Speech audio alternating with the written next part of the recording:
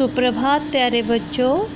आज हम एक नया पाठ पढ़ेंगे जो एक कविता है और कविता का नाम है मैं सबसे छोटी हूँ। जैसा कि आप कविता का शीर्षक ही समझ पा रहे होंगे कि इसमें छोटे होने की कल्पना की गई है। इसके लेखक हैं सुमित्रानंदन पंत जी। पंत जी ने एक छोटे से बच्चे के मनोभावों को इस कविता के माध्यम से आपके सामने प्रस्तुत किया है। जो बच्चा है वह अपनी माँ से अलग नहीं होना चाहता, उसका लाड प्यार उसे सदैव मिलता रहे। इसके लिए वो कल्पना करता है कि मैं हमेशा छोटी हूँ। उसकी यह कामना है कि वो हमेशा छोटी बनी रहे ताकि उसकी माँ का जो लाड प्यार है वो सदैव उसे मिलता रहे। तो आइए इसे समझते हैं कि लेखक क्या आपको बताना चाहते हैं। मैं सबसे छोटी हूँ, तेरी गोदी में सोऊं, तेरा अंचल पकड़ पकड़ कर फिरूं सदा माँ तेरे साथ, कभी न छोड़ूं तेरा साथ।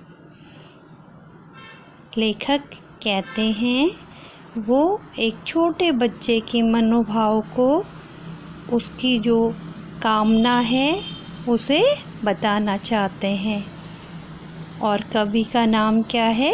सुमित्रानंदन पंत। तो लेखक कहते हैं, लेखक एक छोटी बच्ची के माध्यम से उसकी जो कामना है वह क्या चाहती है इसको आप तक पहुंचाना चाहते हैं। एक छोटी बच्ची अपनी माँ को संबोधित करते हुए कहती है कि हे माँ, मैं सदा सबसे छोटी बनी रहना चाहती हूँ। छोटी होने के कारण तुम मुझे खूब लाड प्यार दोगी। इसीलिए जो बच्चा है वो हमेशा छोटा ही बना रहना चाहता है। क्यों बना रहना चाहता है बच्चों? क्योंकि वह हमेशा माँ के लाड को, प्यार को पाना चाहता है।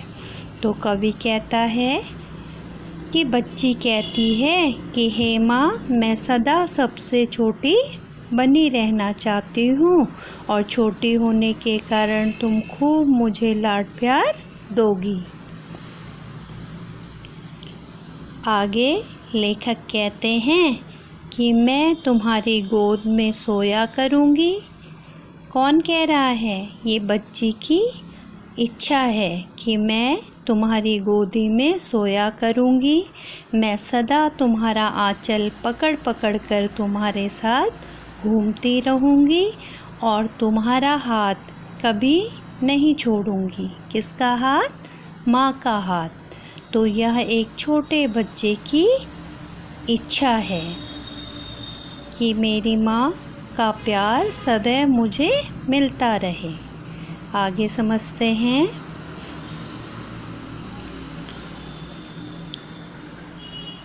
बड़ा बनाकर पहले हमको तू पीछे चलती है मात, हाथ पकड़ फिर सदा हमारे साथ नहीं फिरती दिन रात। अपने कर से खिला धुला मुख, धूल पोछ सज्जित कर गात, थमा खिलौने नहीं सुनाती हमें सुखद परियों की बात। इसका अर्थ समझते हैं।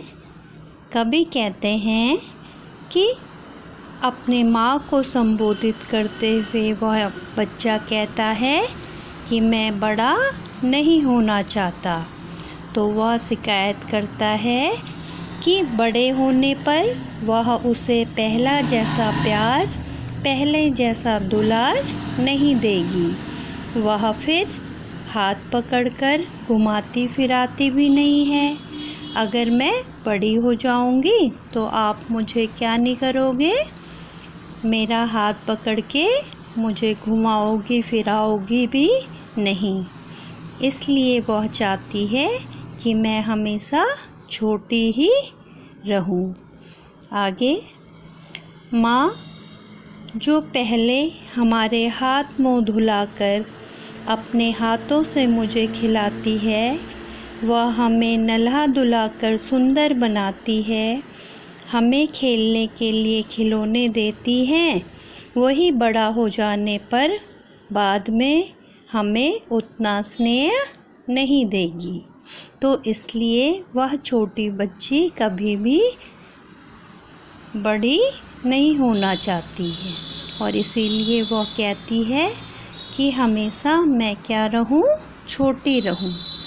आगे,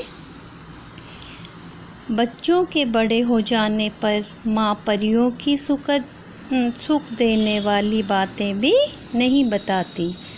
अर्थात छोटे छोटे बच्चों को जिस प्रकार मेरी माँ मुझे क्या सुनाती है, परियों की कहानी सुनाती है, परियों की सुखद बातें, अच्छी बातें बताती हैं, वो मेरे बड़े हो जाने पर मुझे नहीं सुनाएगी। अतः मैं कभी भी बड़ा नहीं होना चाहती। आगे,